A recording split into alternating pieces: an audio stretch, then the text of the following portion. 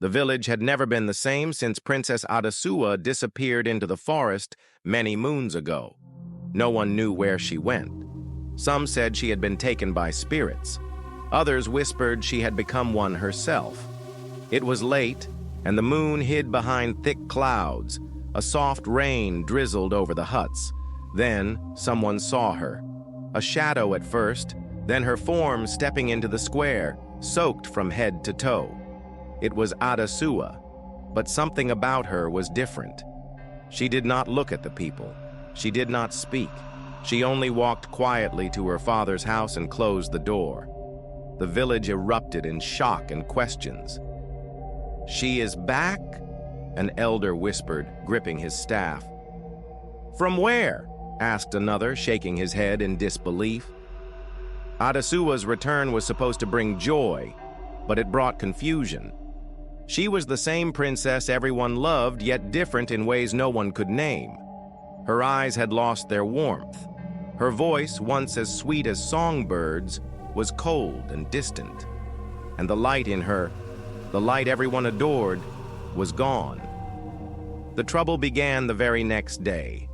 Adesua, always one to greet her people with smiles, stayed inside her father's hut. She spoke little, ate less, and moved like a shadow. The first child fell sick that morning. A burning fever gripped her, just like the one that had brought Adesua to the forest before. The healer, old Mama Ife, tried every herb she knew, but nothing worked. "This one no be normal sickness," Mama Ife warned the elders. "Something day behind this thing." Adesua's father, the king, went to his daughter. He begged her to speak, to help. "Adesua, your people are crying. Tell us what is happening." Adesua's reply sent chills through his body. She looked straight into his eyes and said, "Father, it's too late. They are awake now, and they won't stop, and they can't be stopped." The child's sickness spread. By the end of the week, 4 more were ill. The villagers whispered behind closed doors. "Her return bring this evil," they said. "The forest changed her." Then people started disappearing. First, a hunter failed to return from the woods. His family found his spear broken in 2, but no sign of him. The next night, a woman vanished from her bed. Her husband woke to find the mat beside him empty and her slippers near the door. The third was a little boy playing by the river. His mother only looked away for a moment, but when she turned back, he was gone. Adesua said nothing as the people cried for help. Her face showed no sorrow, only a quiet sadness.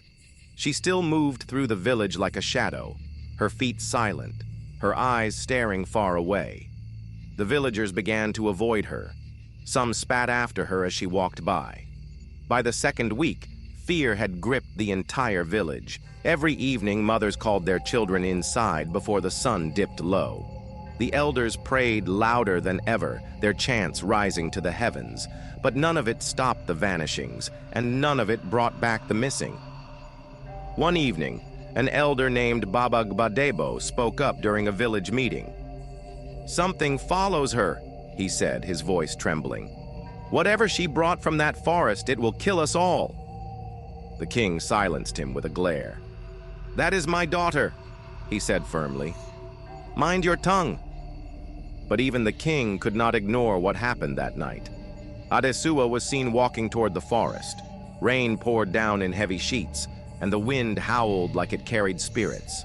A small group of guards decided to follow her, keeping their distance as she moved. The forest seemed to come alive around her. The trees groaned as if bowing to her presence. Shadows twisted and stretched unnaturally, reaching for her but leaving the men untouched. She stopped at a clearing where the old well stood. The men hid behind the trees, watching as she kneeled by its edge. They said they saw her lips move like she was talking to someone, but no one was there. The whispers began again. Faint at first, like leaves rustling, then louder. The men said it sounded like many voices, all speaking at once, calling her name. One man screamed. He swore he saw a hand rise from the dark water and pull Adesua inside the old well. The men fled back to the village, their faces pale and their words stumbling over each other. The village was now trapped in fear. No one dared approach Adesua, and the king could no longer defend her. The whispers grew louder each night. Doors were barred and fires burned low. The elders spoke of curses and dark spirits, but no one had answers. Adesua's silence was the heaviest burden. She did not explain, did not deny. She simply stayed, her presence like a storm cloud over their lives.